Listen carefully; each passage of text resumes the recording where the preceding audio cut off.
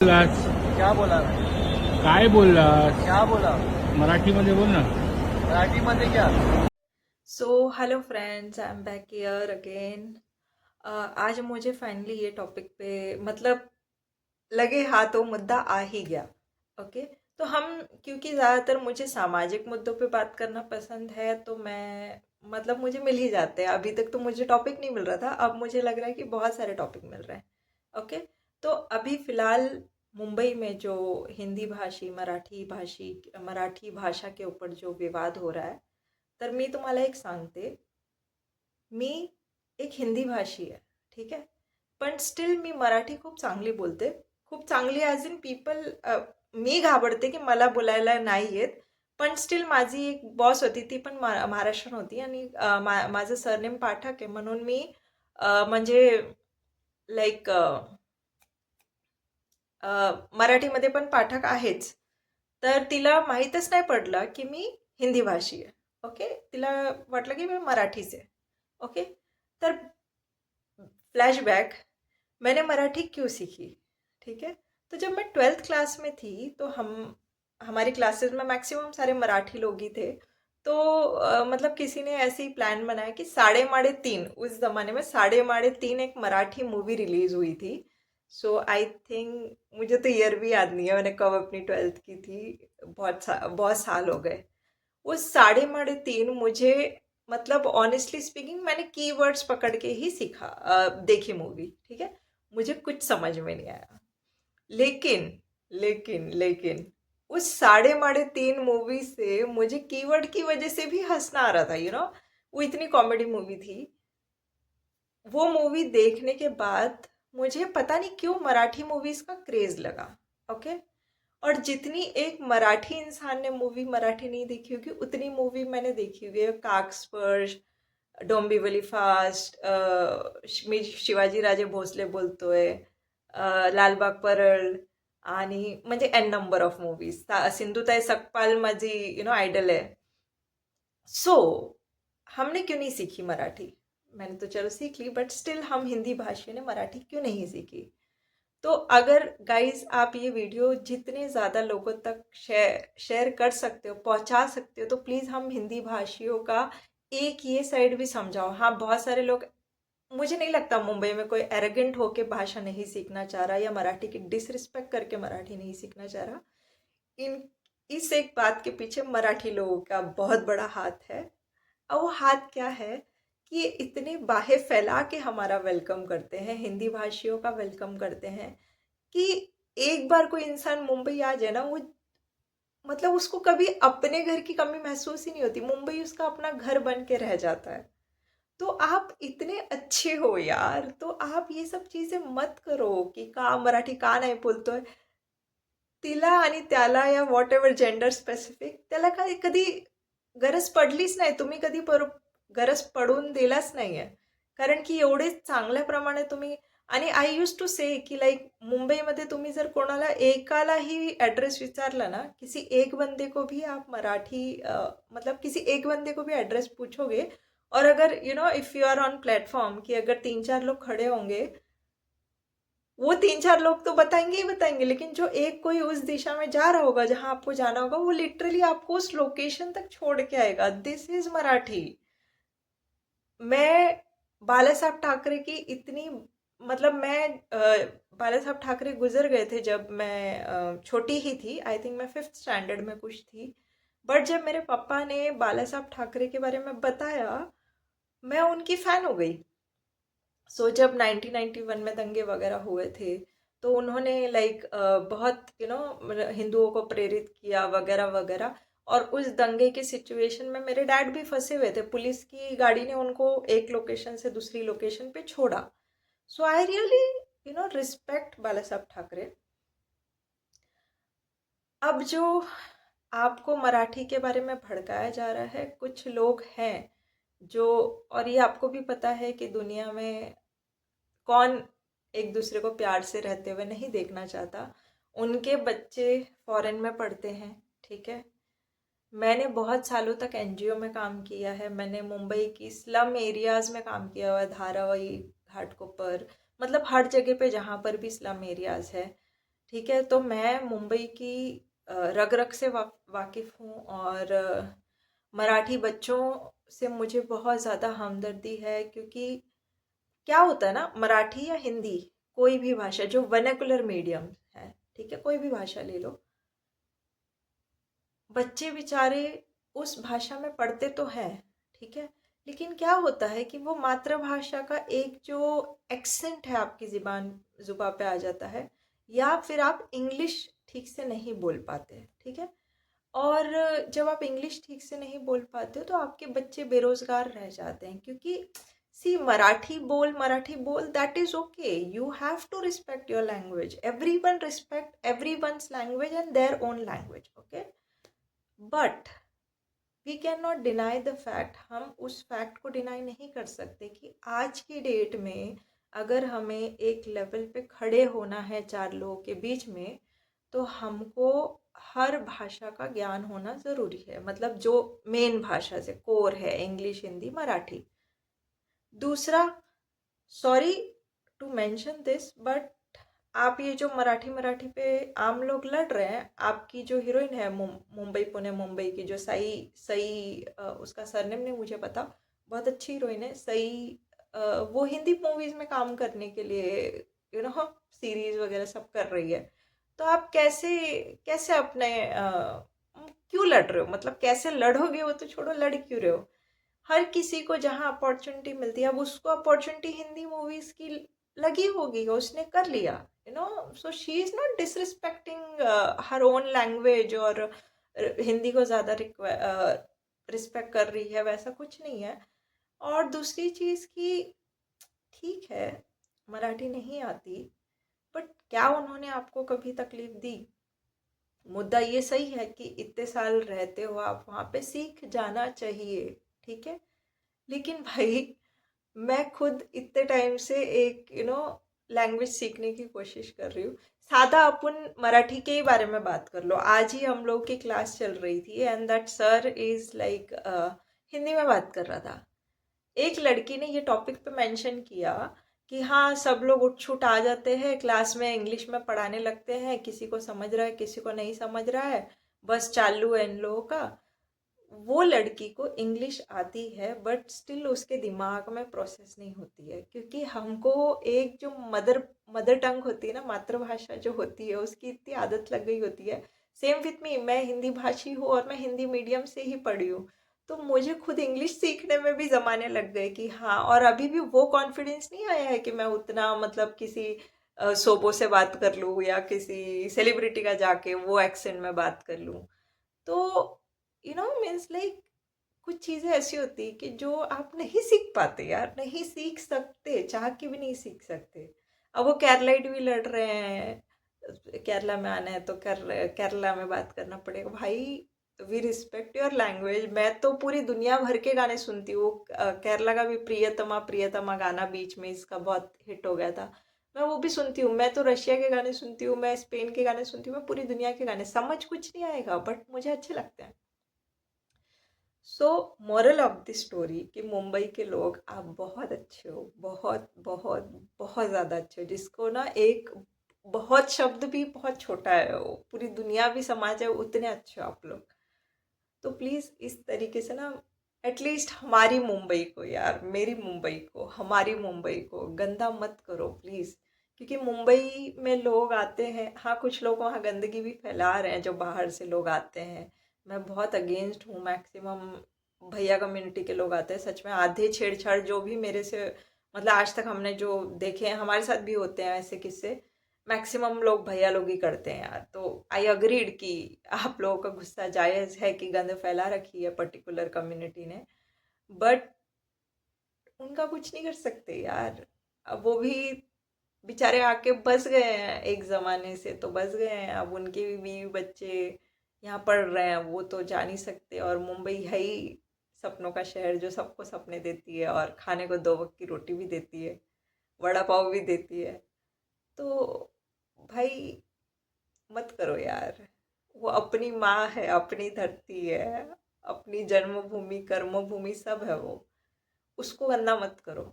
ये सारी दुनिया भर में लड़ाई चलती रहेगी, सब होते रहेगा, पण मुंबई नाही प्लीज, मुंबईला सोडा प्लीज.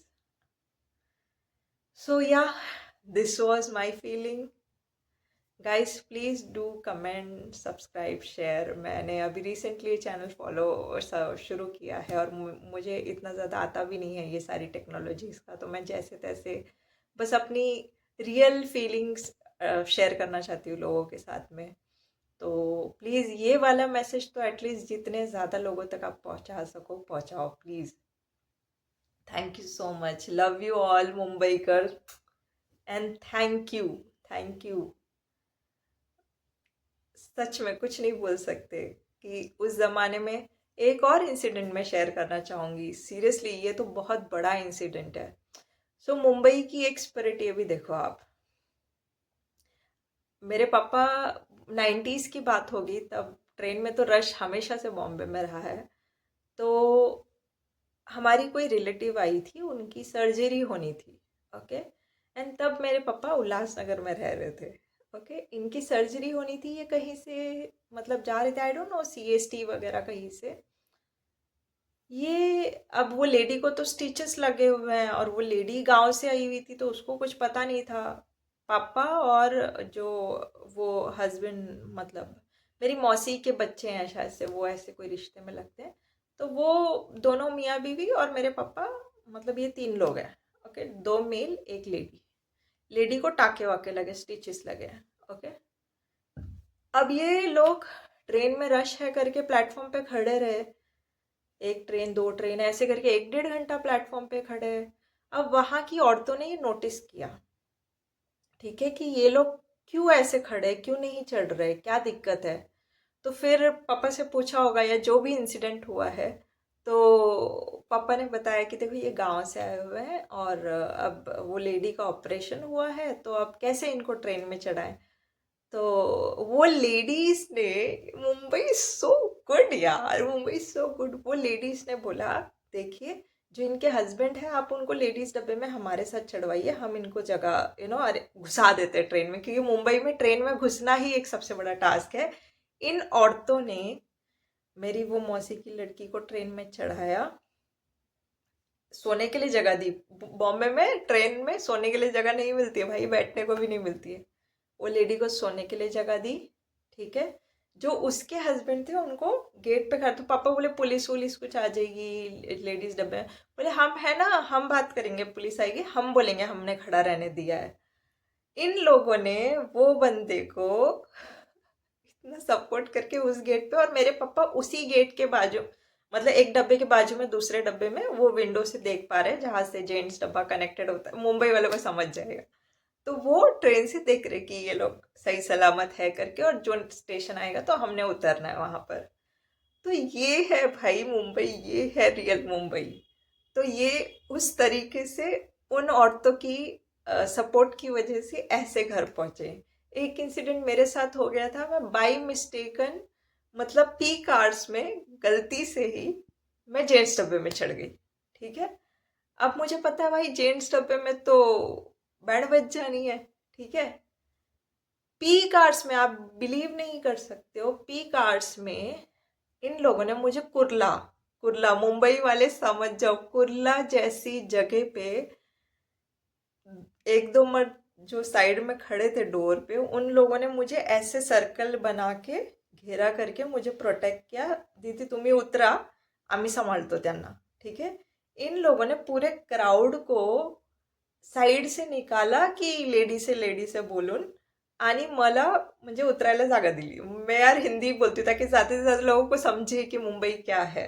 तो इन्होंने मेरे को साइड से, मतलब एक बंदे का भी ऐसे कोई बोलते ना कि गलत टच हो गया है, इन लोगों ने ऐसे सर्कल करके मुझे इतना शांति से निकाला. सेम इंसिडेंट मेरे साथ लाल बाग में हो गया था. लाल बाग के गणपति देखने गई थी. आई एम क्लस्ट्रोफोबिक और भीड़ वगैरह, क्योंकि मैं तब बहुत रिस्ट्रिक्टिव फैमिली से हूँ, तो कहीं गई नहीं थी ज़िंदगी में. तो हम लोग वही क्लासेस वाले सब मेरे को आवली ही मिले थे उस टाइम पे. तो वो सब साले मेरे को लाल बाग लेके गए गणपति देखने के लिए. और पहले 3:30 तो मतलब बाद में देखी जो भी है वॉटेवर. तो हम गणपति देखने गए. अब भाई भीड़ में हाथ छूट गए, मैं रोने लगी घबरा के. वहां पे भी उन जेंट्स लोगों ने लिटरली ऐसे हाथ पकड़ के पूरी रेलिंग बना के मुझे साइड से निकाला। मेरा ग्रुप उस तरफ था, इन लोगों ने हाथ पकड़ के मुझे उस तरफ पहुंचाया।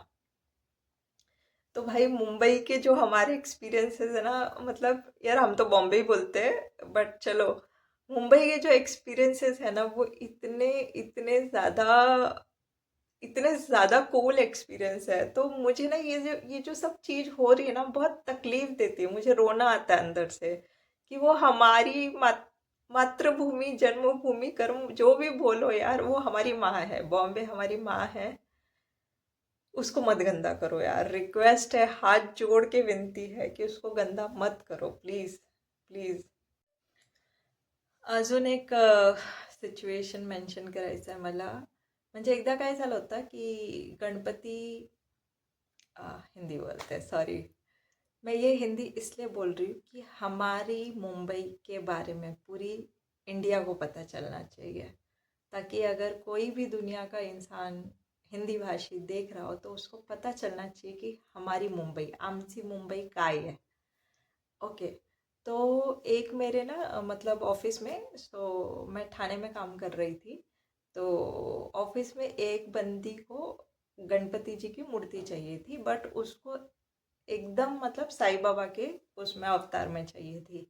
उसने पूरा ढूंढ लिया जहाँ जहाँ वो उसके मतलब एरिया के थे, और बाहर भी ढूंढ लिया, नहीं मिला। किस्मत देखो, मैं गणपति जी को उतना पूछती नहीं हूँ, मतलब मैं बजरंगबली की भक्त हूँ। पता नहीं क्या मेरे दिमाग में आया, और उधर गणपति जी की मेरे घर के पास में ही दुकान है, मतलब वो लगते हो उस टाइम पे दुकान। तो मैं मतलब मैं वो दुकान में गई, मैंने बोला देखो, एग्जैक्ट वही जो उसको चाहिए थे, एग्जैक्ट वही गणपति उस दुकान पे मिल गए। ठीक है, मैंने ऑन दी स्पॉट उसको फोटो वोटो भेजा और मैंने गणपति जी की बुकिंग कर ली। अब वो लड़की मतलब ठाणे में थी, और वो बोली मैं नहीं आ सकती हूँ, कुछ रीजंस थे उसके, जेन्युइन रीजंस थे, वो नहीं आ सकती थी। ठीक है, मैं हूँ पनवेल में, वो लड़की है ठाणे में, मुंबई वाले सब समझ जाएंगे ज्योग्राफी। ठीक है, वो लड़की ने मतलब मुझे बोला तू लेके आ जा। मैंने बोला ठीक है भाई। आप बिलीव नहीं करोगे, पनवेल में, ठीक है, मेरे पास तो गाड़ी थी नहीं, तो एक ऐसी मतलब सब्जी लेते वक्त ना एक उधर मराठी ही पर्सन थे, जो मतलब उनकी कुछ दुकान थी या कुछ थी। तो मैंने उनको बोला दादा मेरे को ना गणपति लेके जाना है, तो आपकी गाड़ी है तो थोड़ा मेरे को स्टेशन तक छोड़ दोगे क्या? बोले ठीक है मैं छोड़ दूंगा। उन्होंने कोई लेना देना नहीं, कोई फाइनेंशियल ट्रांजेक्शन नहीं है, कुछ नहीं है, जस्ट एक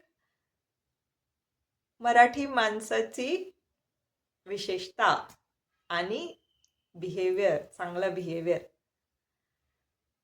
त्या माणसाने, उस पर्सन ने गाड़ी में मुझे मतलब खुद ही उठाया उन्होंने, मेरे को उठाने तक, मतलब ऑब्वियसली मैं तब और छोटी थी, बच्ची थी मैं, बच्ची मतलब वही 22-24 साल की रही रहूँगी।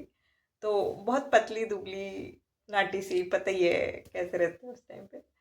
तो मेरे को उठाने भी नहीं दिया उन्होंने।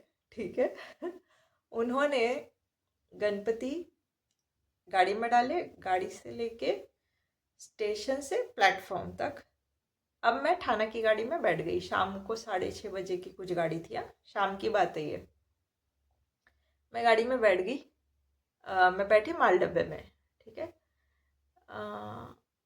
हाँ, तो एक सॉरी माल डब्बा नहीं बोल रही, शायद हैंडीकैप या माल डब्बा, मुझे याद नहीं है। हैंडीकैप में बैठी थी, आई डोंट नो। एक प्रेग्नेंट लेडी थी मेरे साथ में, ती पण मराठीच होती। ठीक है, अब वो औरत को ठाणा नहीं जाना था, उसको ऐरोली या कहीं पहले ही उतरना था, पण तिचा व्यवहारिकपणा म्हणजे एवढा चांगला होता, उस औरत की जो महानता और जो उसका बड़ापन था, वो औरत प्रेग्नेंट होने के बावजूद, ऑफिस आवर्स से इतना थके हुए होने के बावजूद, 10-15 मिनट मतलब आधा घंटा उसका टूटेगा मेरे को छोड़ने, मतलब मेरे साथ आना और वापस रिटर्न आना उसका, वो ऐरोली उतरी नहीं। ठीक है, मेरे को ठाना उसने छोड़ा, क्योंकि उस डब्बे में सारे जेंट्स ही थे, और वो बोली कि तू अकेली है तो मतलब मैं रहती हूँ तेरे साथ, Mumbai is safe any time, any time. आप रात को 12-1 बजे भी, एक और किस्सा सुनाऊंगी। यस यस, अच्छा हो गया ये वापस से मैंने रिस्टार्ट किया। मैं दूसरा वीडियो बना के अभी इसको एडिट करूंगी। सो वो लेडी ने मुझे एरोली उतरना था, उसने वो नहीं उतरी। जस्ट मेरी सेफ्टी को कंसिडर करते हुए वो ठाना उतरी। और ठाना में भी जो वो आसपास में जो जेंट्स बैठे थे, उन लोगों ने गणपति उठा करके प्लेटफॉर्म तक पहुंचाए। मैंने बोला यहाँ पे तो वो आ जाएगी, मेरी फ्रेंड और उसका भाई आ जाएगा, आप सिर्फ ट्रेन से उतार के प्लेटफॉर्म तक रख दीजिए। उन मर्दों ने गणपति जी उठा करके प्लेटफॉर्म तक रखे। मतलब मेरा कोई हाथ तक नहीं लगा है गणपति जी को। गणपति जी खुद वहां से, क्योंकि मराठी लोग मेरे साथ थे, गणपति जी पनवेल से लेके ठाणा पहुंच गए, मुझे हाथ तक नहीं लगाना पड़ा। ये है मराठी लोगों की अच्छाई। एक इंसिडेंट मुझे और याद आया। बारिश का टाइम था, कुर्ला में ट्रेन बंद हो गई। ठीक है, कुर्ला में ट्रेन बंद हो गई, रात को 12:15 का टाइम है, मैं अकेली हूँ। ठीक है, आपको पता है कि मुंबई में ट्रेन बंद हो जाती है तो खत्म बॉम्बे सब वो हो जाता है, तहलका मच जाता है। सारे जो ट्रेन के लोग थे वो रोड पे आ गए टैक्सी वगैरह ढूंढने के लिए। अब हम 4 जन का मतलब, फिर लोग शेयरिंग में जाना शुरू कर देते हैं, तो जो बॉम्बे से नहीं है समझ जाए वही चीज़। तो हम 4 जन मिल गए, जिसमें से हम 3 औरतें थी, वो दोनों माँ बेटी थी, एक मैं थी और एक जेंट्स था, महाराष्ट्रन होता तो पण। तर आम्ही 4 लोकांनी टॅक्सी केली, हम 4 लोगों ने टॅक्सी की। और हम वो दोनों औरतों को खारगढ़ जाना था, तो हमने उनसे ही शेयरिंग में वो कर लिया कि हम आधा कंट्रीब्यूट कर लेंगे। ठीक है, उसने हमको खारगढ़ तक छोड़ा। ठीक है, खारगढ़ हाईवे पे हम रात को 2:30 से 2:45 बजे के करीब है, 2:30 बजे के करीब है हम, मैं और वो बंदा, एक मराठी आदमी। ठीक है, हम पूरे हाईवे पे, सुनसान हाईवे पे हम खड़े हैं। ठीक है, यही अगर दिल्ली होता या कोई और जगह होती, वहाँ पे लड़की बिक जानी थी, रेप हो जाना था। ठीक है, मैं खड़ी हूँ, वहाँ से गाड़ी आई है जो वॉल्वो वगैरह चलती है, हम उस बस में चढ़े। ठीक है, आता तो मराठी माणूस, सॉरी यार मैं हिंदी बोलती हूँ कारण वो निकल जाती है मराठी, कारण की मी मुंबईसाठी व्हिडिओ बनवते आहे। पण स्टील मला म्हणजे लोकांना हे मेसेज द्यायचं आहे की नाही, आमची मुंबई एवढी खराब नाही आहे, जे लोकांवर इम्प्रेशन पडलंय ना की मुंबईमध्ये प्रॉब्लेम होतात मराठी भाषेसाठी, नाही। तो उस बंदे ने, हम बस में चढ़े हैं रात को, क्योंकि 2:30 से 3 बजे का समय चल रहा है। उस बंदे ने मुझे मराठी में पूछा, ताई, दीदी, ताई मतलब बहन को बोला जाता है मराठी में, बहन क्या मैं आपको घर तक छोड़ के आऊं? मतलब मेरे को पहले उतरना था, मुझे कामोठे उतरना था, उसको पनवेल उतरना था। वो बंदा रात को 3 बजे, उसको ये नहीं पड़ी मुझे घर जाना है, भाई मेरे को क्या फर्क पड़ रहा है कि इसको मैं पंचायत करने जाऊं। वो बंदा मुझे पूछ रहा है, ताई मी तुला सोडायला येऊ का, तू जाशील का बराबर? मैंने बोला नहीं, कोई दिक्कत नहीं है, सेफ है हमारे इधर का एरिया, कोई टेंशन नहीं है। तो सोचो रात को 2:45 बजे उस बंदे ने ओनरशिप लेके मुझे बहन समझ के इतनी जिम्मेदारी की बात की कि क्या मैं आपको घर तक छोड़ने आऊँ। So this is the Mumbai guys, मत गंदा करो यार, हर बार मैं वही बोलूँगी, बहुत रिक्वेस्ट है। So thank you guys, love you all, love you Mumbaikars. लवकरच भेटूया। मी मुंबईत नाही आहे, पण एवढा मिस करते मुंबईला की काही म्हणजे शब्दच नाही आहे माझ्याकडे की कसं मी डिस्क्राईब करू की काय मुंबईने दिलंय। तिथे एवढी त्रास, म्हणजे एवढा ट्रेनचे धक्के खायचे डेली, म्हणजे पॉलिटिक्स ऑफिसमध्ये सगळं आहे, पण स्टील मुंबई जे आहे ना, तुम्ही म्हणजे बाहेर कुठेही तो एक फील जो आहे ना मुंबईचा, कुठेच तुम्ही फील करू शकणार नाही। तर प्लीज जे पण मुंबईत आहे ते हे इंस्टाग्राम वगैरेचा इन्फ्लुएन्स बघून मुंबई सोडायचा नाही, तिथेच राहायचं।